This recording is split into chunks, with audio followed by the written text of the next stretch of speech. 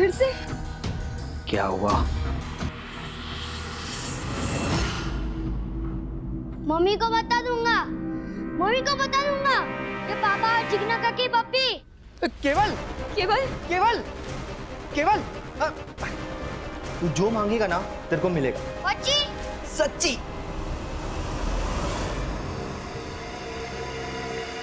एकदम सरस छे, मोबाइल के वीडियो की तरह। डाल दे।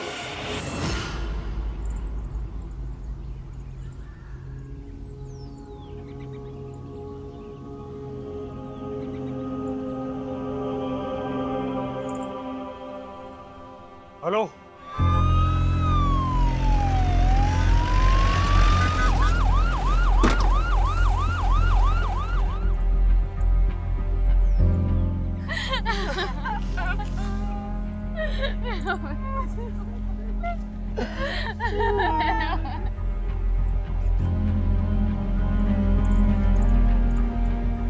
किसने उतारा इसे नीचे? सर मैंने उतारा उसे। क्राइम सीन के साथ टैंपर किया आपने, सबूत कॉम्प्रोमाइज किए। नीचे हटिए।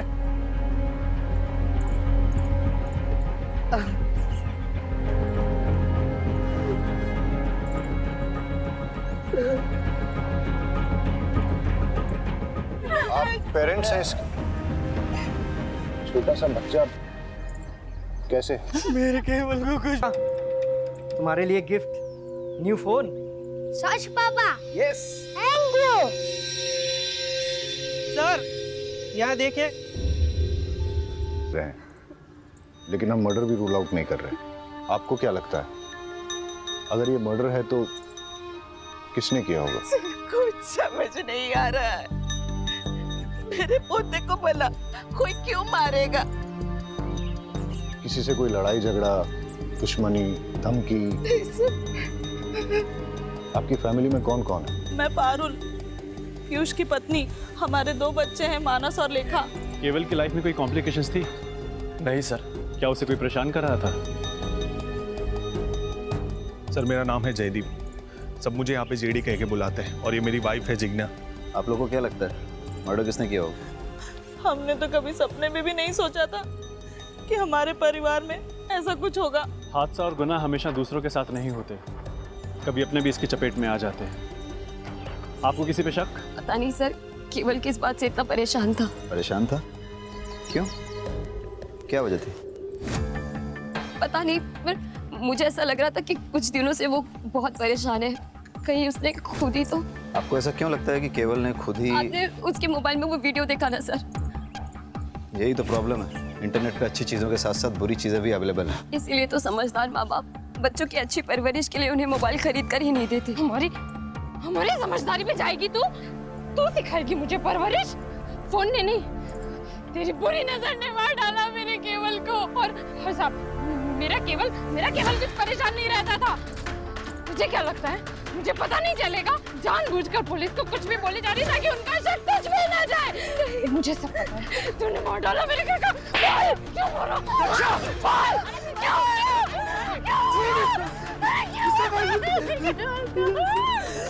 दरअसल अभी तक हमारे बच्चे नहीं हुए, इसीलिए सब उसे बांझ कहते हैं। केवल को स्कूल में कोई प्रॉब्लम थी क्या? नहीं सर। उसने कोई ऐसा वीडियो या फिल्म देखी जिसमें सुसाइड था और उसके बारे में बात की? नहीं सर। रहीमी जी, इन सिगरेट बड्स के बारे में क्या जानते हैं?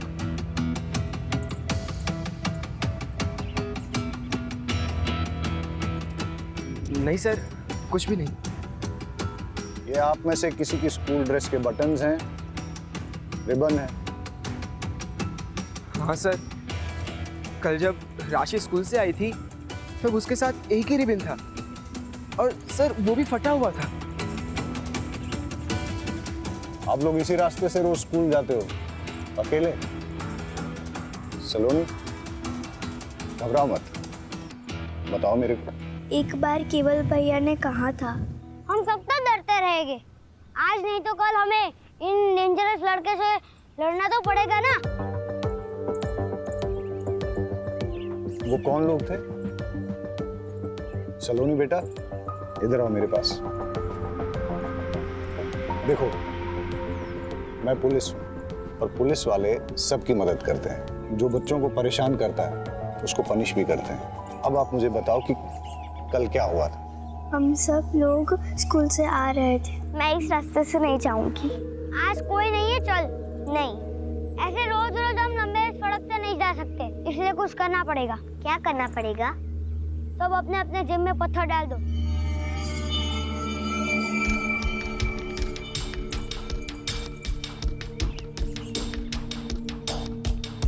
आप कहाँ भागोगे? बाबा ने कहा डरना बुरी बात है, डरेगा तो डराने वाला और डरेगा। देख, ये डरपोक क्या बोल रहा है?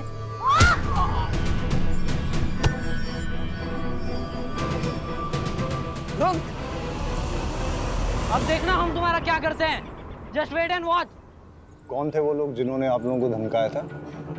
वो अपने आप को 3 आवर्स कहते हैं। We are 3 hours. Raman, Rohit, Rahul. केवल बहुत ही स्पिरिटेड लड़का था, लगता नहीं है उसने सुसाइड किया होगा।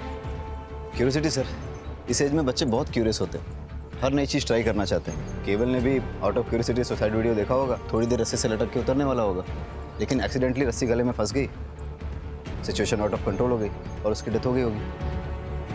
पाठक सर, मैं सुसाइड और मर्डर के दोनों ऑप्शंस ओपन रखने चाहिए। केवल को धमकाने वाले भले 14-15 साल के लड़के थे, लेकिन इस उम्र में भी लड़के भयंकर क्राइम करते हैं। इन तीनों आवर्स की कुंडली निकालते हैं, सवालों की बौछार करते हैं और सच सामने आ जाएगा। सो 3 आवर्स, रमन, रोहित, राहुल, तुम लोग इनोसेंट? आंसर मत देना। तुम लोग ये वाली सिगरेट पीते हो?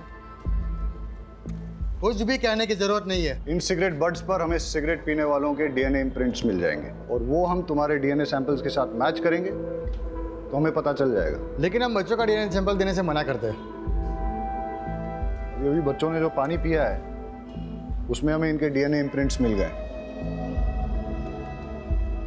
इंस्पेक्टर, आप ऐसा नहीं कर सकते। नहीं, हमने क्या किया है? हमने तो सिर्फ बच्चों को पानी पिलाया। अब अगर एविडेंस खुद हमारे पास चल के आएगा तो हम तो मुंह नहीं मोड़ सकते ना। वैसे इतना एविडेंस काफी होगा इन तीनों आर्ट्स को J for juvenile home detention भेजने के लिए। और केवल की सिस्टर्स ने जो स्टेटमेंट दिया है उससे तो क्लियर हो जाता है कि तुम लोग केवल को हार्म करना चाहते थे। पर हमने केवल को नहीं मारा है। Prove it. ये क्या बात हुई? इन्हें कुछ भी प्रूव करने की जरूरत नहीं है। वकील साहब, ये मोबाइल केवल का है और इसमें हमें वो मैसेजेस मिले हैं जो तुम लोगों ने केवल को भेजे। रमन, तुमने मैसेज भेजा, सिस्टर्स के सामने सुपर हीरो बनता है, अकेले में मिल। रोहित, तुझे उल्टा टांग के मारूंगा। राहुल, बहुत शातिर बनता है, अकेले में मिल। ये मैसेज तुम लोगों ने ही भेजे ना?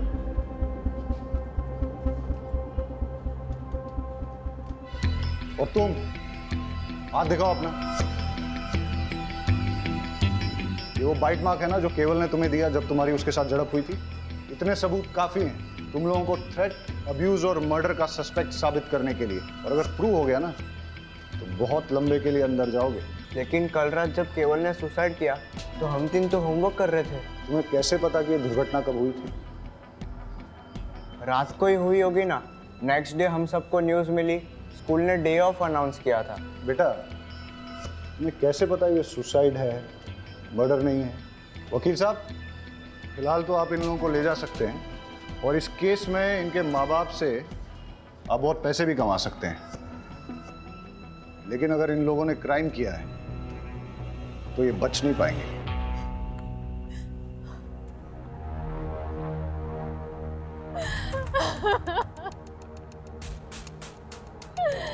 तेरी इच्छाओं में खेलकर बड़ा हो रहा था मेरा बच्चा, तू ही उसे खा गया।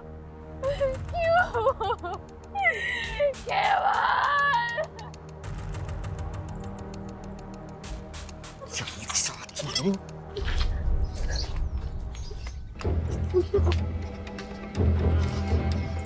अगर तूने मुंह खोला ना तो जान से मार डालूंगा। अच्छा, जैसे तुमने केवल को मारा था वैसे? मैंने मेरी बेटी को नहीं मारा है, तूने मारा है। ये अच्छा है, अपना पाप मेरे माथे मढ़ रहे हो। किसी को भी तेरी सच्चाई के बारे में बताऊंगा ना तो पता चल जाएगा कि मर्डर तूने किया है। अगर मैंने अपना मुंह खोला ना तो कोर्ट तुम्हें सीधा फांसी पर लटकाएगी, जैसे तुमने केवल को लटकाया था। तुझे क्या लगता है तू मुझे मर्डर केस में फंसाएगी और मैं चुप बैठूंगा? अब देख मैं तेरे साथ क्या क्या करता हूँ।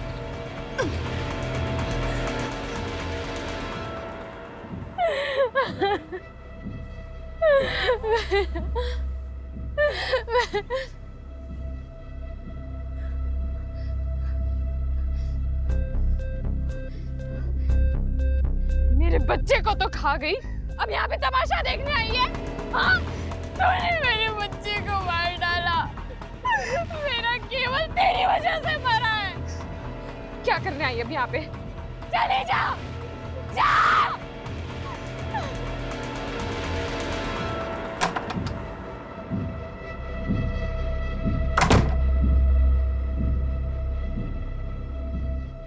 इतने अर्जेंट में क्यों बुलाया?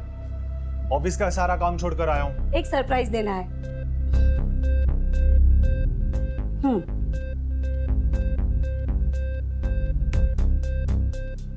बच्चों के कपड़े मैं क्या करूंगा इसका? आप ही है ना, समझते ही नहीं है। मैं माँ बनने वाली हूँ। प्रेग्नेंट। क्या? प्रेग्नेंट? हाँ, मैंने तो है ना अपने बच्चे का नाम भी सोच लिया है। जेडी का बेटा एमडी। अपन अपने बच्चे को है ना। Shut up! अपनी जबान बंद कर। सोचने दे मुझे।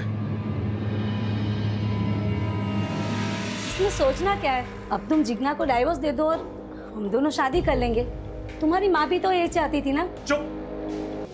ये बच्चा मेरा नहीं है। अच्छी तरह से जानता हूं मैं तुम जैसी औरतों को। पता नहीं किस किस के साथ जाकर अपना मुंह काला करके आई हो। और जब कांड हो गया तो बिल मेरे सर पर फाड़ना चाहती हो? हाँ? ये बच्चा मेरा नहीं है। ये मत सोचना कि मैं तुम्हारी बीवी की तरह तुम्हारी सारी बदतमीजियां सहूंगी। अगर मैं दिलो जान से प्यार करना जानती हूँ तो अपना हक लेना भी जानती हूँ। तुम्हें मुझसे शादी करनी पड़ेगी और अपनी जिम्मेदारी भी निभानी पड़ेगी, वरना क्या? हाँ? बोलना। वो तो वक्त आने पे ही पता चलेगा कि मैं किस हद तक जा सकती हूँ। धमकी दे रही है मुझे? मेरा पेट। धमका रही है मुझे? बताना किस हद तक तू जा सकती है? बताना। कम से कम अपने बच्चे के बारे में तो सोच लेते। ये बात ना जिसका पाप अपने पेट में पाल के घूम रही हो ना, उसे जाके बोल, समझे?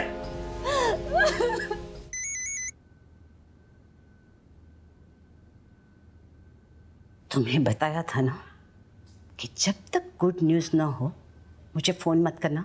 गुड न्यूज़ ही बैड न्यूज़ बन गई है। आपके बेटे जेडी से मैं प्रेग्नेंट हो गई हूँ और वो इसे अपना बच्चा मानने से इनकार कर रहा है। सुनेत्रा शांत हो जा, रोना मत। अरे जयदीप थोड़ा बोखला सा गया है। आप ही बताइए मैं क्या करूं? एक काम कर, डीएनए टेस्ट करवा ले। एक बार पता चल जाए कि तेरे बच्चे का बाप जयदीप ही है, बाद में कोई कदम उठाएंगे। जी जी। और सुन, बच्चा जल्द से जल्द गिरा देना। क्या? घर में इतना बड़ा हादसा हो गया है, मेरे पोते की मौत हो गई है और ऐसी हालत में शादी ब्याह तो नहीं कर सकते ना। और मैं नहीं चाहती कि हमारे खानदान के बेटे की समाज में इधर उधर बात होए कि मेरा जयदीप ने लड़की को शादी से पहले ही प्रेग्नेंट कर दिया। और वैसे भी जिग्ना से डिवोर्स लेने में थोड़ा टाइम लगेगा ना, ठीक है?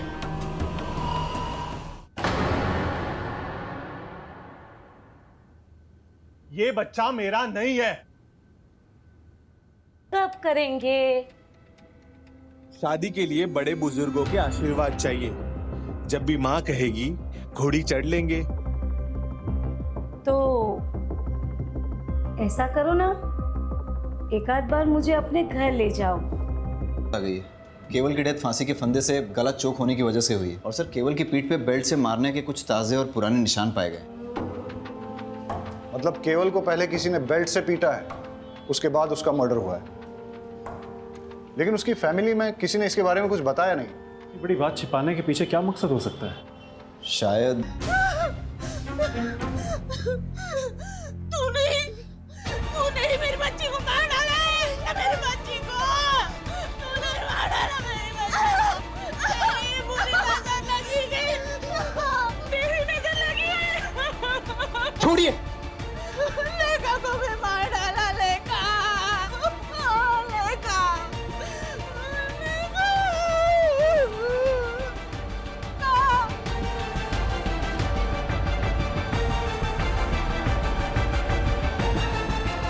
सर मैंने किसी को नहीं मारा है, मैं किसी को क्यों मारूंगी? फिर सब लोग आप पे ही शक क्यों कर रहे हैं? ये सारे मेरी खूबसूरती से जलते हैं सर। मुझे परेशान करने के लिए बच्चा ना होने के ताने मारते, बुरी नजर वाली कहते। सर ये बच्चों के साथ सबसे ज्यादा वक्त मैं बिताती हूँ, मैं इन्हें लाड गुलार करती हूँ, मैं इन्हें बुरी नजर कैसे लगा सकती हूँ सर? केवल की मौत के बारे में आप क्या जानती हैं?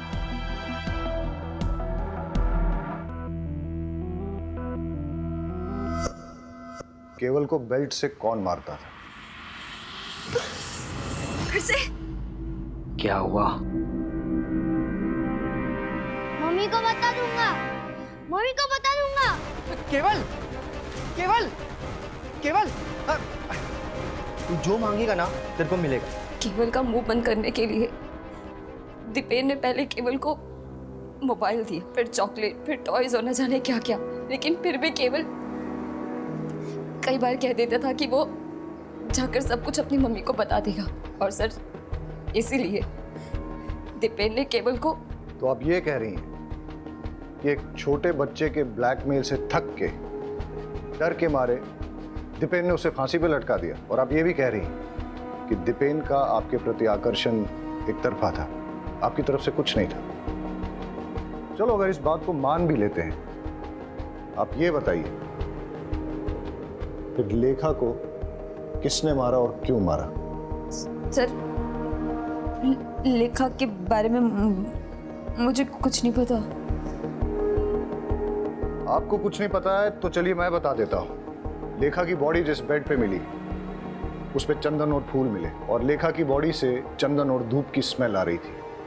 ऐसा लगता है उसे किसी पूजा की विधि में शामिल किया गया था। इस बारे में क्या जानती हैं आप?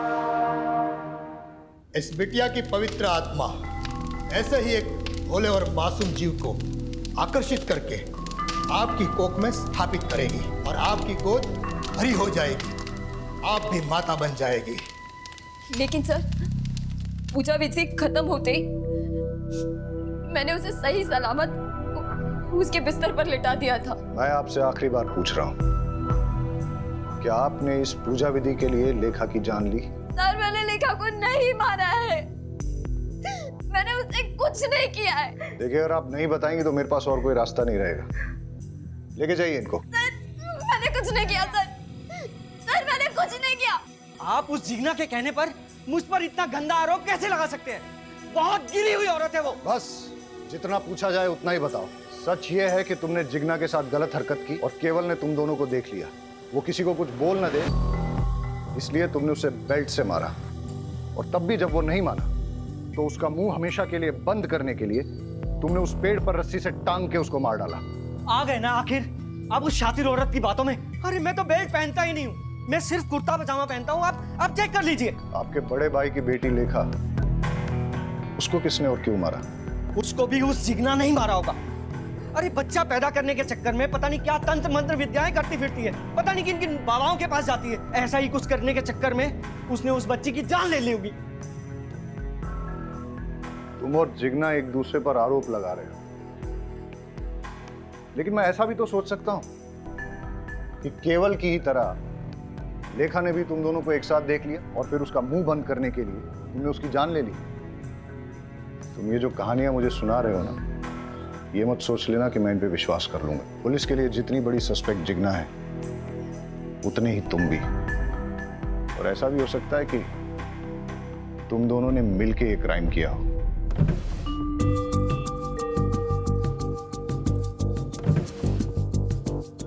सर दीपेन के रूम में बेल्ट नहीं मिला, लेकिन जेडी की कबर्ड में बहुत सारे बेल्ट मिले।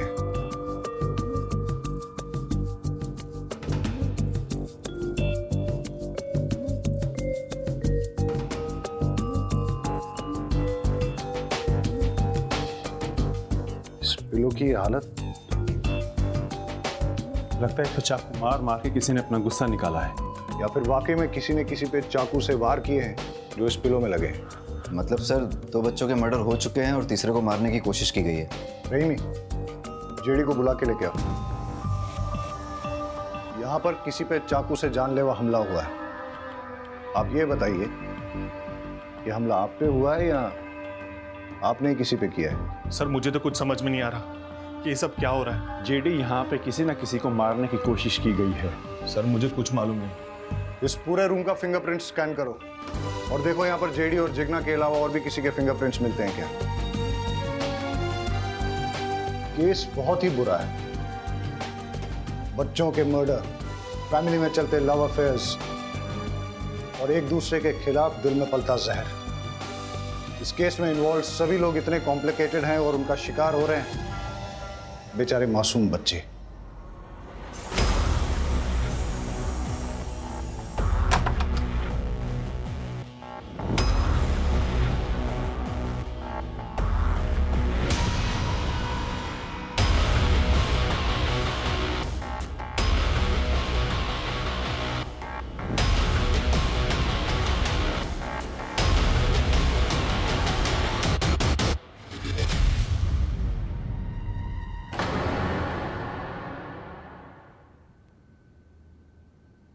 ऊपर तो नहीं है राशि। ऊपर नहीं है? हाँ। क्या हुआ? मैं ऊपर रूम में देखा, राशि कहीं मिल ही नहीं रही है। अरे बाहर खेल रही होगी, रुको मैं देख कर आता हूँ। राइट, मैं ऊपर छत पे देखता हूँ। मैं आंगन में देख के आती हूँ। आंगन में ही होगी। मैं भी चलता हूँ, चल। इसका दूध रखा है यहाँ पे, आई नहीं। राशि तो आंगन में नहीं है। राशि ऊपर छत पे भी नहीं है। अरे राशि बाहर भी नहीं है। काकी, काकी, जहाँ केवल की लाश मिली थी आज उसी पेड़ के नीचे एक बॉक्स मिला है और लोग कह रहे हैं कि उस पे खून के निशान है। क्या?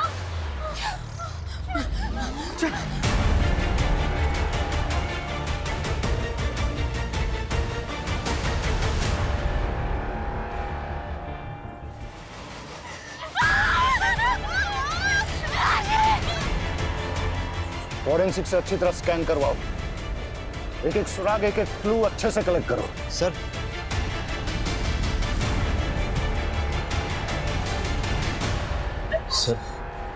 सर लेखा की पोस्टमार्टम रिपोर्ट आ गई। लेखा की बॉडी में नींद की गोलियों के ट्रेसेस मिले हैं, लेकिन उसकी डेथ सफोकेशन से हुई है। किसी ने उसकी नाक मुंह दबाकर सफोकेट करके उसे मार डाला।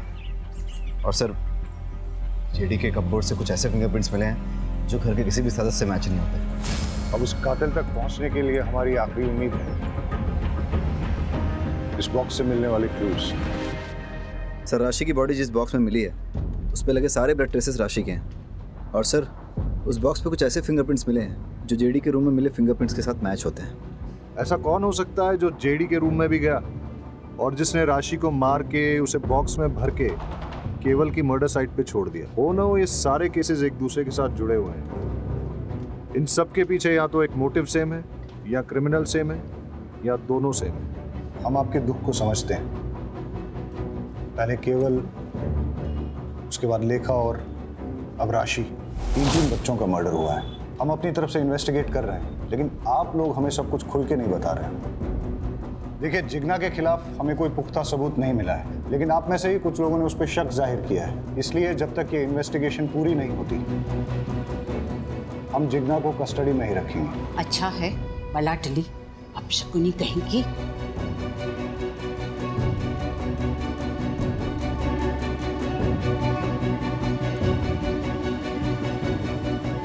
अब हमें आगे की इन्वेस्टिगेशन इसी दिशा में करनी चाहिए, लेकिन फिलहाल उन मिस्टीरियस फिंगरप्रिंट्स के बारे में पता करो। हो सकता है कि उससे कोई राज खुले और हम होने वाले किसी क्राइम को रोक सकें। All set? स्पीकर ऑन करो।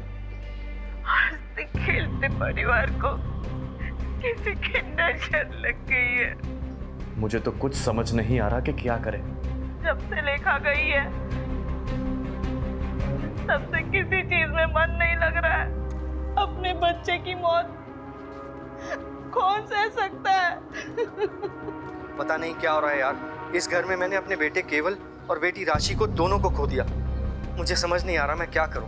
माँ, मैं चाहती हूँ कि मेरी सलोनी को लेकर मैं इस घर से बहुत दूर चली जाऊं, ताकि उस पर भी इस घर का काला साया ना पड़े।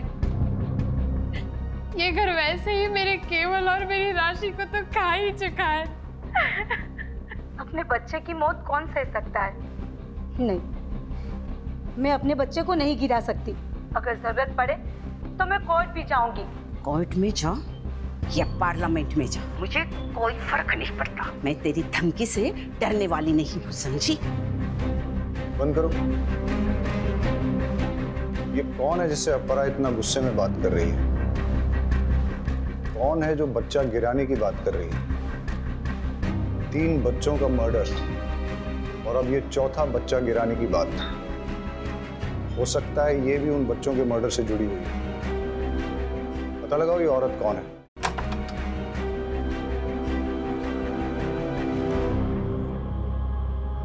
चेक करो।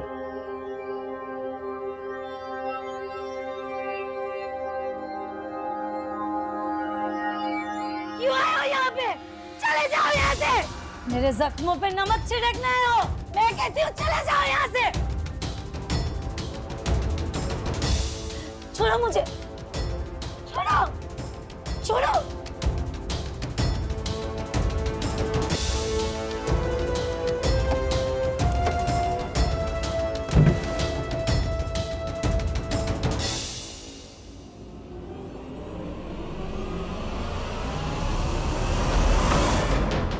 सर,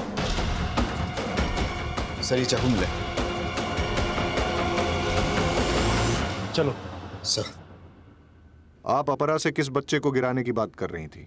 और ये केवल, लेखा और राशि के मर्डर के बारे में क्या जानती हैं आप? और वैसे आपका इस परिवार से क्या संबंध है? अपरा जी मेरी दूर की रिश्तेदार हैं।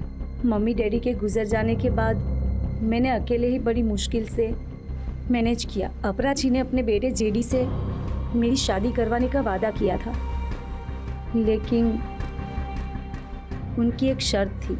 मुझे जयदीप के बच्चे की माँ बन सके ऐसी बहू चाहिए। और मेरी नजर में तू, अगर तू शादी करके मेरे घर में आएगी तो तुझे खाने पीने, रहने, कपड़े, जेवर की कोई कमी नहीं होगी। लेकिन हाँ, इससे पहले तुझे साबित करना होगा कि तू माँ बन सकती है। बिना प्रेग्नेंट हुए मैं तेरी शादी करके अपनी बहू तो नहीं बना सकती ना। बस इतना ही? हाँ सर। शायद आप भूल गई हैं कि आपके घर के बाहर एक सीसीटीवी कैमरा है। उसकी फुटेज हमने चेक की।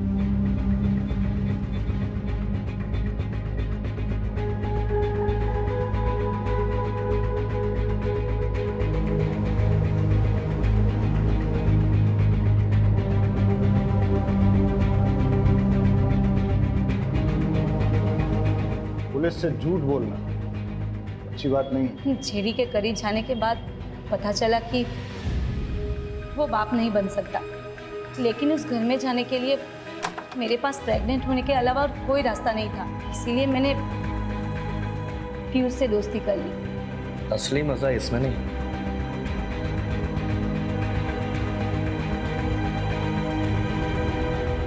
इसमें। पीयूष मेरे लिए दीवाना हो गया और मैं बच्चे के लिए उससे प्रेग्नेंट हो गई। बस दीपेन से जिग्ना प्रेग्नेंट ना हो जाए, और अगर हो गई मैं उसकी पोल खोल दूंगा।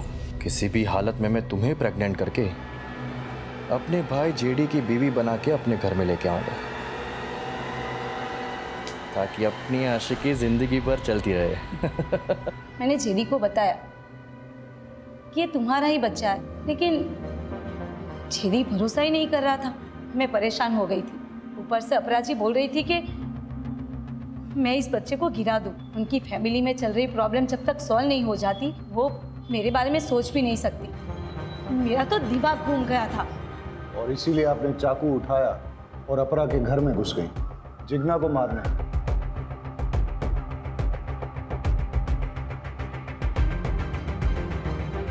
ये चाकू आपके घर से मिला है? उस वक्त तो बहुत गुस्सा आया कि मैं जिग्ना को नहीं मार पाई, लेकिन अब अच्छा लग रहा है कि मेरे हाथों उसका मर्डर नहीं हुआ, वरना मैं हमेशा के लिए फंस जाती। और वैसे भी ऐसी घटिया फैमिली की बहू बनने की इच्छा ही नहीं है। अब ख्याल तो आपको बहुत अच्छा आया है, काश ये एहसास आपको सही वक्त पे हो गया होता। एनीवेज, तो आप ये बताइए कि कल आप अपने सीसीटीवी कैमरा पर स्प्रे पेंट मार के कहाँ के लिए निकले? भले ही तुम जिग्ना को नहीं मार पाई, लेकिन राशि को तो तुमने मार ही दिया। मैं भला उसे क्यों मारूंगी? मैं खुद माँ बनने वाली हूँ सर। मैं किसी की गोद नहीं उजाड़ सकती। आप उस घर में घुसने के लिए इतनी डेस्परेट थी कि उस परिवार के 2 भाइयों के साथ आपने संबंध रखे। हो सकता है इसी डेस्परेशन में आपने इन बच्चों को भी मार डाला। लेकिन इसके लिए मैं केवल या किसी और बच्चे को क्यों मारूंगी? जिससे मर्डर का इल्जाम जिग्ना पे आ जाए और तुम्हारा जेडी से शादी करने का रास्ता साफ हो जाए। सर, मैंने किसी बच्चे को नहीं मारा, मैं सच बोल रही हूँ। हम आपको अरेस्ट नहीं कर रहे हैं क्योंकि आप प्रेग्नेंट हैं, लेकिन जब तक ये इन्वेस्टिगेशन चलेगी आप शहर छोड़ के नहीं जा सकती। घूम फिर के हम वहीं पहुंच गए जहां से शुरू किया था। समझ में नहीं आ रहा है कि बच्चों को किसने मारा है और क्यों मारा है। केवल ने दीपेन जिग्ना को कॉम्प्रोमाइजिंग सिचुएशन में देखा।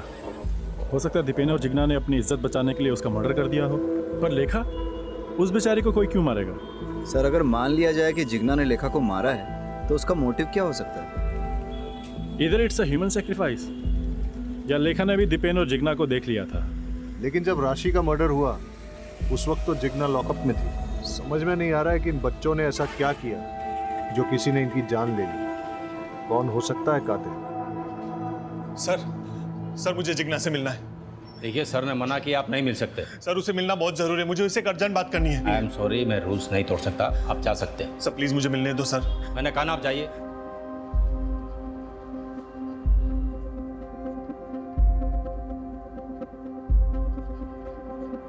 Hello sir. जेडी आया था? जेडी आया था अभी जिग्ना से मिलने के लिए, लेकिन मैंने उसे मिलने नहीं दिया। इंटरेस्टिंग। जय कहाँ है? सर आपके इंस्ट्रक्शंस के मुताबिक वो सस्पेक्ट के पीछे गए नजर रखने के लिए। Okay sir. किसका फोन है? अरे बोलो ना। जंगल में आग लगी है और सारे गीदड़ वहां से भाग रहे हैं। अब बस सही वाला गीदड़ हमारी पकड़ में आना चाहिए। मतलब? वो बच्चों वाला केस है ना, उसके कातिल के बारे में बोल रहा हूँ। मुझे तो लगता है जेडी ने जिग्ना को डिवोर्स दे देना चाहिए और सुनीत्रा से शादी कर लेनी चाहिए। नहीं, ये गलत है। शादी तो 7 जन्मों का रिश्ता होता है ना। तो समझ लीजिए यही 7वां जन्म है और फिर से वही पल्ले पड़ी है। छुटकारा पाइए, निजात मिलेगा। मुझे तो उसके नाम से भी नफरत है। उस बिचारी ने आखिर किया क्या है? हाँ, बिचारी। रात दिन उसे घूरते रहते हो। औरत मर्द की नजर एक झटके में पहचान लेती है। आप तो मेरे पति हो, आपके रंग ढंग अच्छे से जानती हूँ मैं। मुझे बीच में क्यों घसीट रही हो?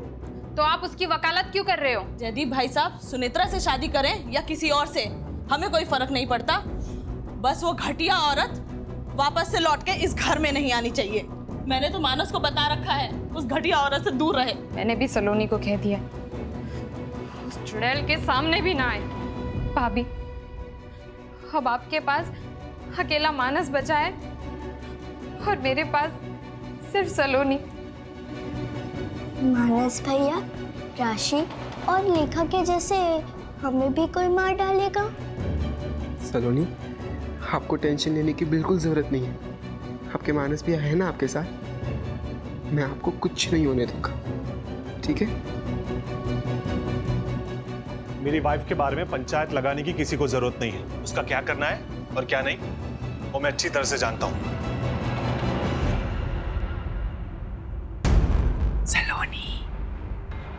सलोनी।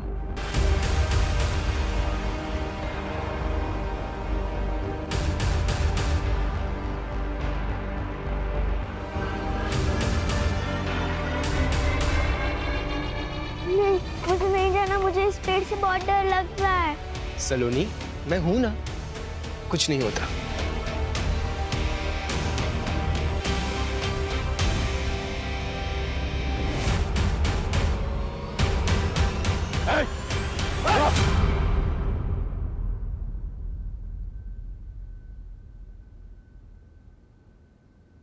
मेरी इसमें कोई गलती नहीं है सर।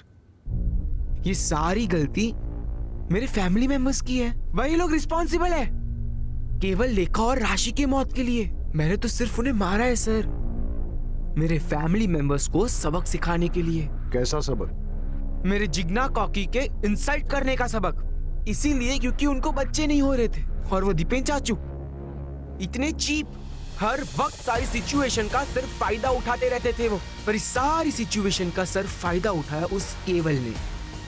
सब कुछ देख चुका था सर वो।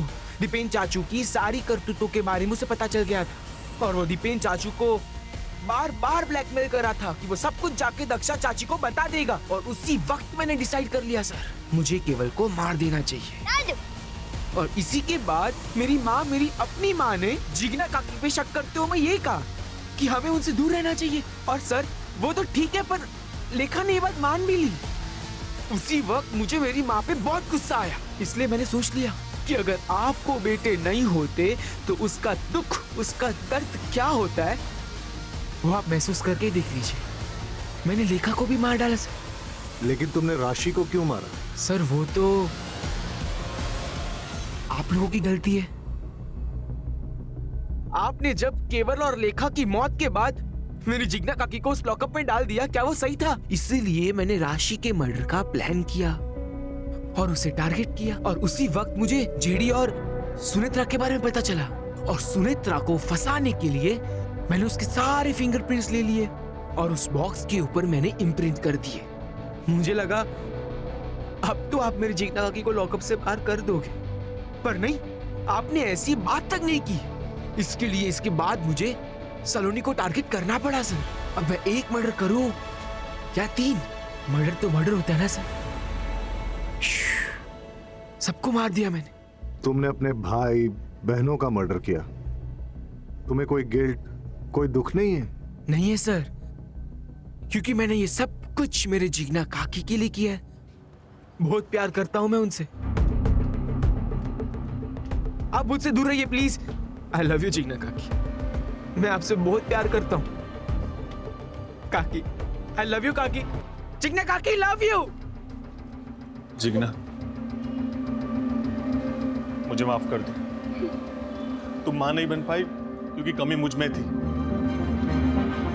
सब लोग तुम्हें परेशान करते रहे, लेकिन मैंने किसी को सच नहीं बताया। यहाँ तक कि मौका मिलते ही मैंने सुनेत्रा से अफेयर कर लिया। लेकिन जब उसने मुझे ये बताया कि वो मेरे बच्चे की माँ बनने वाली है, तब मुझे समझ में आया कि वो मुझसे प्यार नहीं, नाटक करती है। और मुझे समझ में आ गया कि इस दुनिया में सिर्फ मुझे प्यार कोई करता है, वो सिर्फ तुम हो। सर एक बात पूछूं? हमारे पास सुनेत्रा के खिलाफ पूरे सबूत थे। उसके पास मोटिव भी था, जिग्ना को घर से हटाना। फिर भी आपने कैसे, क्यों मानस पे जीरो इन किया? जब हमने इन लोगों से कहा कि जिग्ना की कस्टडी बढ़ा दी गई है, तो इनमें से 2 लोग थे जिनके होश उड़ गए, वो सकते में आ गए। फैमिली के बाकी मेंबर्स ने घर जाके अपने दोस्तों रिश्तेदारों से नॉर्मली बात की, जैसा ऐसे केसेस में होता है। लेकिन 2 लोग ऐसे थे जो बिल्कुल चुपचाप थे, जेडी और मानस। हाँ, क्योंकि उन लोगों को ये बात बिल्कुल अच्छी नहीं लगी कि जिग्ना को कस्टडी में रहना पड़ेगा। इनफैक्ट जेडी तो जिग्ना से मिलने के लिए भी आया, हो सकता है गिल्ट की वजह से ही, या फिर उसे पता था कि वो इनोसेंट है। मानस एकदम चुप रहा। लेकिन हम लोग जानते थे कि अगर हम जिग्ना की कस्टडी बढ़ाएंगे तो मर्डर की बेचैनी और बढ़ती चली जाएगी, और ऐसे में वो कोई ना कोई गलती जरूर करेगा। मानस को जिग्ना पे भयंकर क्रश था, इसलिए वो अपनी फैमिली से नफरत करने लगा।